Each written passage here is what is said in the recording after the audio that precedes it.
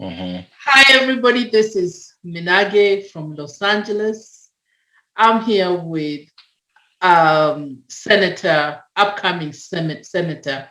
Leonard ONGADI, and he's vying for a seat in 2022 for Vihiga County.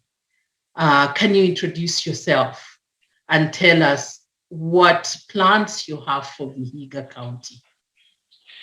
Thank you very much, Minage, and thank you also for all the viewers that have checked in this today. I know we are from different time zones. So my name, as Julia said, is Leonard Ongadi. Um, I come from Vihiga County, and I was born and raised in Vihiga County, in a place specifically called Givigoi. But basically, I have traversed all the whole of Hamisi and Vihiga because I was raised in several parts. Just to bring my audience to quick to quick to quick explanation is. I was brought up in a very poor background, very humble background. And because I was in that background, not so many people wanted to associate with us as a family. So that is why I was raised in so many places. Actually, the most I spent in one primary school was 2 years because relatives would get fed up with us and they would go to another relative. So I've been raised virtually in the whole of Hamisi and Vihiga sub counties. I've been raised in Givigoi, I've been raised in Kinu, I've been raised in Hamisi, Museyua.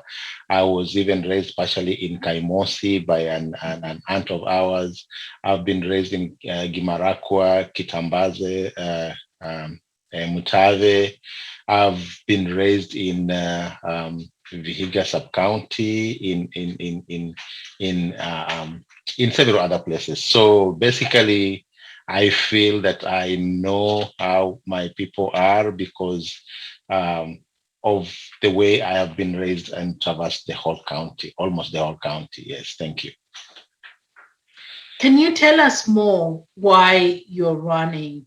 You want to really take a senator seat in Vihiga County. What is your motivation? Thank you, Judy. One, my motivation for running for a political office is uh, the most important thing is I want to, because I've been brought up in poverty, and by the grace of God, I am where I am right now. Not so many people that I left back home could get the same opportunity that I have to be here in America or to be in London or to be in Canada or to be in Australia. So it is by the grace of God that I am where I am right now. And I feel it is now my opportunity to come back home and raise people to raise their expectation in life and to and to initiate development. So one, that is one. Second, I am interested in this specifically. I'm interested in the Senate seat because, as all of us are aware, that the Senate seat does not have a government budget. So you can see people running. The people running for the other seats, and you find like 20, 25, 30 aspirants running for one seat because they have government, those positions have government funding.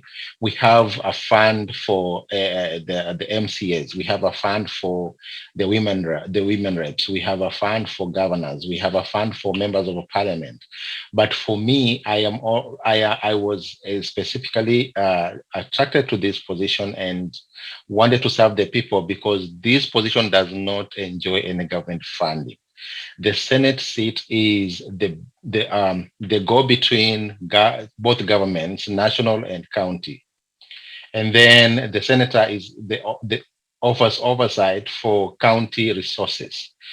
So it would have been a conflict of interest for for the senator to also be given some funds or budget to run because his responsibility is oversight. Now, because of that, I think I was attracted to serve my people in this position because of the international connection I have. because of the donors I have, the friends I have. Right now, I'm working with the United States government, so I know how I could access resources and access funds to develop my people back home. And then when I develop my people back home, there will be that difference. People will see, yes, this guy has done this with the resources that are not from this specific government, whether local or national in Kenya. And that is why I'm attracted to this position. Thank you.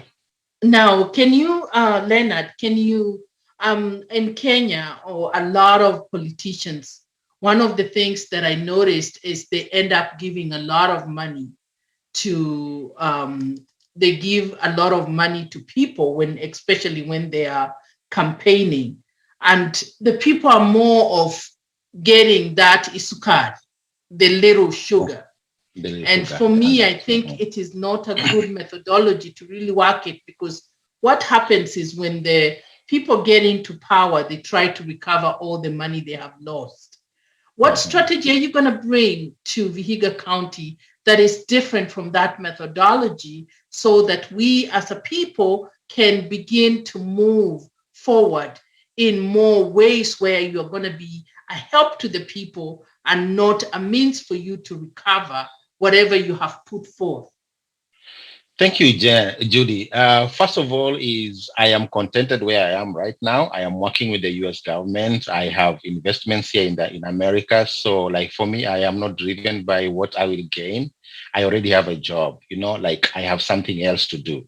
I may not be like any other politician who will amount to nothing if they lose an election.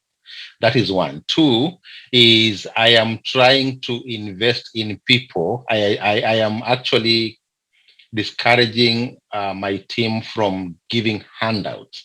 One, because handouts have been, the politicians we have do not have any development plan. What they do is they give handouts. First of all, the handout is two-pronged. One, it makes the people poorer and more easily manipulated. Like if our leaders are making people poorer so that they can easily manipulate them. One. Two, our leaders don't have any development agenda. You can check from the way we got independence, and like formerly Kakamega County, and then you can check after 1990 when we got to Vihiga district.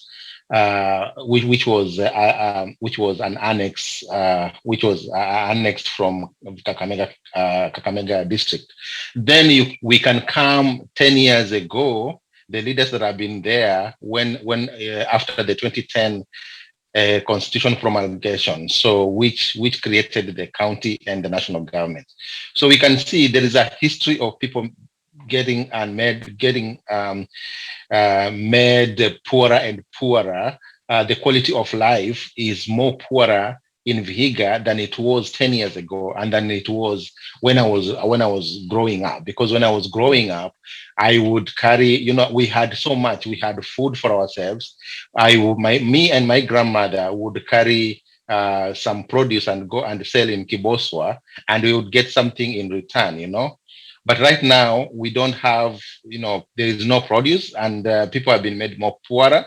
So my intention is to make people self-sustainable, to bring projects that can help people become sustainable. That is one. Two, I'm looking at this as at my people in terms of giving them food, something, something to eat, something, because when someone is hungry, there is nothing else you can give them that makes sense. Yes. So I want to make sure that people, we utilize the local resources that are available to generate food for ourselves. Then after we generate food for ourselves, then people can be sober to think about tomorrow. But right now, Vihiga people have been put on an operational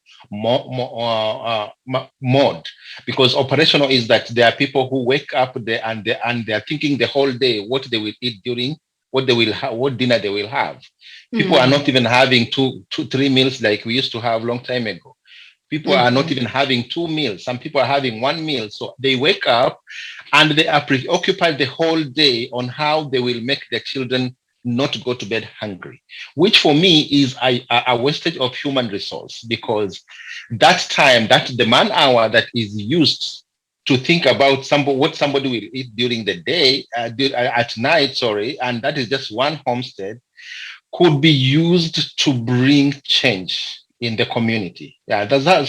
So for me, one thing is I want to bring in a paradigm shift to first of all to take advantage of what the Englishman call the you know the fruits that you can get easily, like when you're walking on a mango tree, you can pluck the fruits, the easily accessed Mhm. fruits. Mhm. Then after that, then you can sit down and start thinking how you will climb on the tree to get the mangoes that are on top.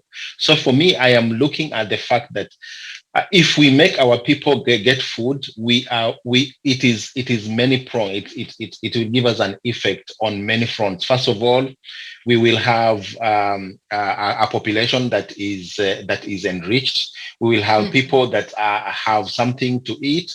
We will have improved lifestyles. So we will have improved nutrition.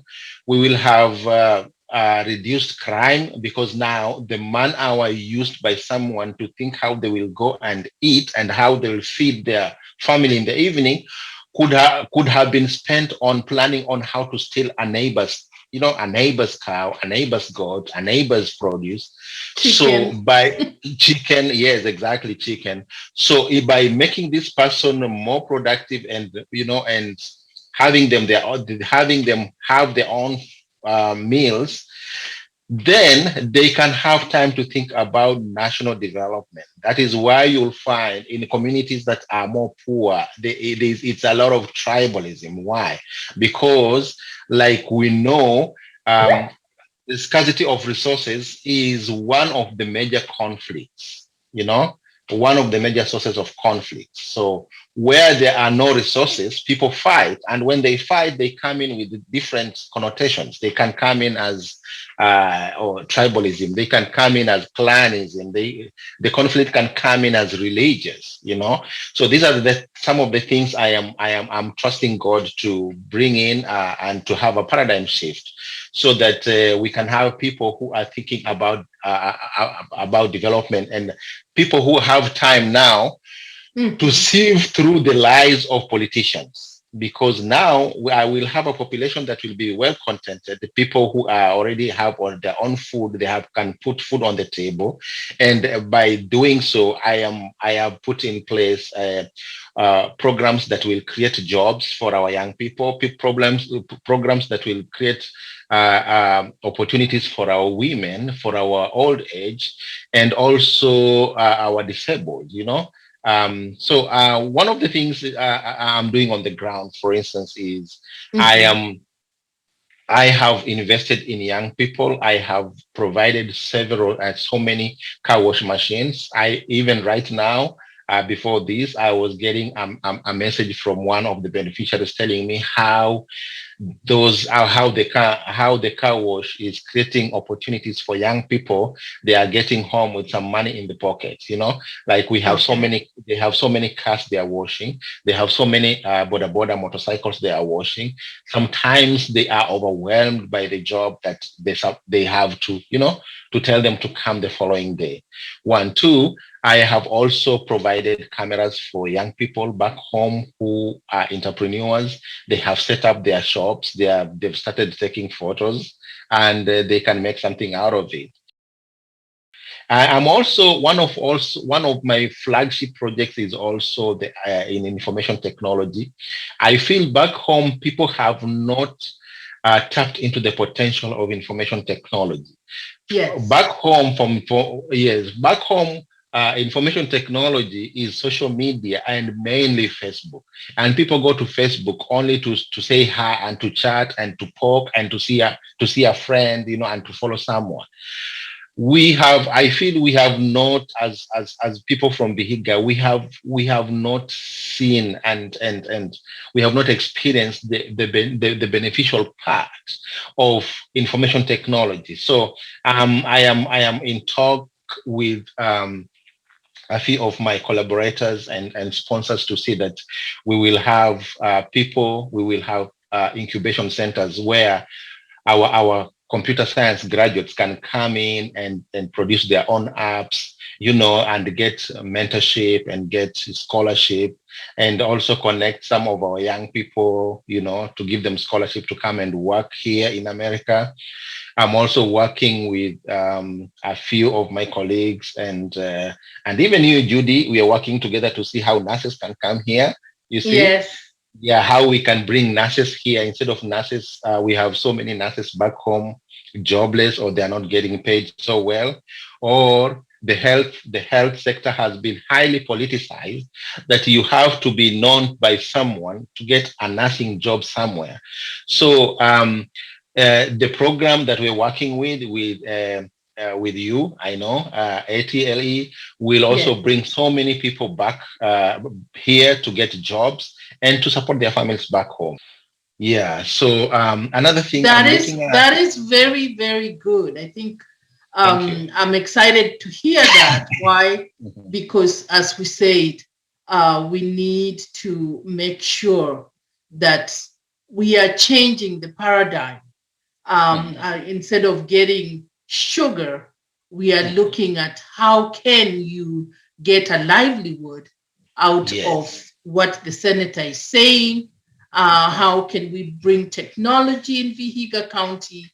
Because Mhm. one of the things that you see in different, when you look worldwide, there are Mhm. certain areas that specialize in something, and Yes. technology could be an area, and technology is the way forward.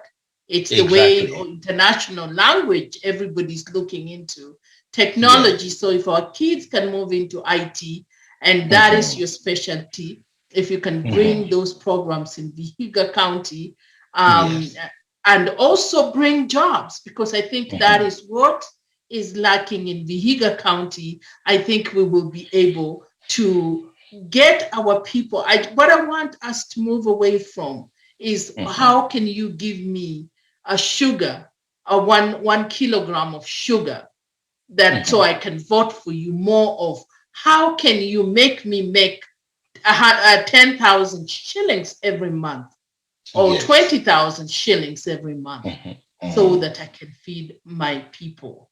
So, on Yes. that Yeah. note, I want you Mhm. guys to follow our incoming Senator Leonard, because you know what? I think he has great things for Vihiga County, and it is imperative that we really stop, think, and move towards how can we change this paradigm?